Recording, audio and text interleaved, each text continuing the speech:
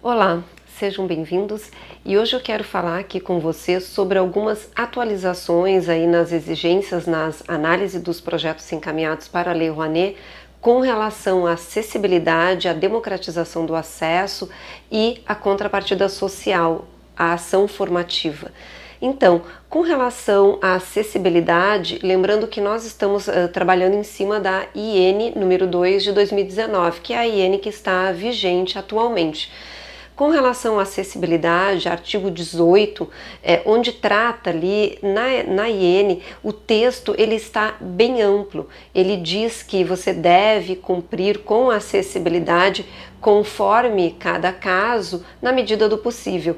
Essa exigência ela está muito ampla e muitas vezes os proponentes acabam ou não entendendo ou não cumprindo com a exigência de forma completa. Então agora o Ministério está trazendo aí um texto de uma forma mais enfática, né? Então eles dizem que a acessibilidade deve ser cumprida, não somente a acessibilidade física, mas também a acessibilidade auditiva e visual, e que ela deve ser então aí prevista para todos os produtos do seu projeto, não somente o produto principal. Ainda que seu projeto não tenha 2 ou 3 produtos, que ele tenha só um, existe a exigência da questão da contrapartida social, que é a ação formativa. Então você obrigatoriamente vai ter no mínimo 2 produtos, que é o seu produto principal e a ação formativa. Então aí você deverá prever acessibilidade para todos os produtos. Acessibilidade física, auditiva e visual. Com relação à democratização do acesso, aqui as pessoas ficam aí, geram uma dúvida com relação ao artigo 20 e o artigo 21. Por quê? O artigo 20, ele trata aí daquelas exigências mínimas que você deve cumprir com no mínimo de 20% de distribuição gratuita, no máximo 10% para a distribuição para o patrocinador, para a divulgação. Também deve ser previsto aí a questão da meia entrada, todas aquelas exigências que estão descritas aqui no artigo 20.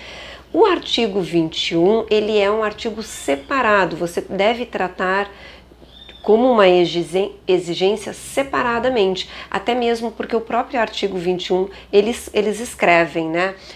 Em complemento, o proponente deverá prever a adoção de pelo menos um dos seguintes incisos. E a IN traz aqui 10 incisos como exemplo. É claro que o proponente pode ainda trazer uma outra adoção em complemento. Então é isso que a instrução está trazendo, né? Além daquelas exigências lá do artigo 20, ele pede aí mais uma ação em complemento, como por exemplo, ônibus, né? Quando você tem uma ação aí que tem um ônibus para trazer crianças das escolas públicas para visitação em um museu ou até mesmo em um teatro, isso quando nós estamos falando aí de ações presenciais. Então são ações complementares à democratização do acesso. Com relação ao artigo 22, que vem tratar aqui da contrapartida social, a IN diz que os projetos culturais deverão apresentar ações formativas. Muitas pessoas também ficavam indecisas por entender muitas vezes que seu projeto já trabalha com ação formativa, é um projeto de, por exemplo, oficinas. Porém, o Ministério diz que essa ação deve ser uma ação à parte, deve ser uma ação diferente daquela que foi prevista lá no seu produto principal.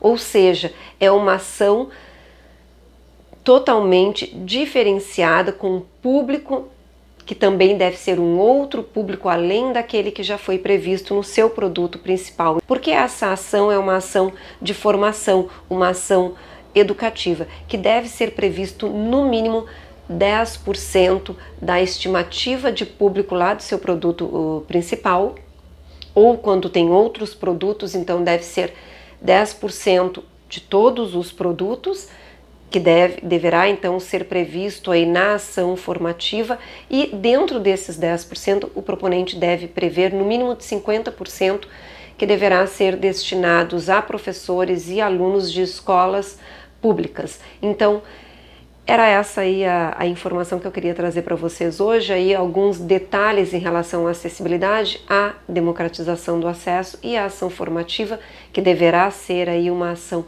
educativa. A gente continua aí acompanhando as atualizações da Lei Rouanet. Um beijo e até o próximo vídeo.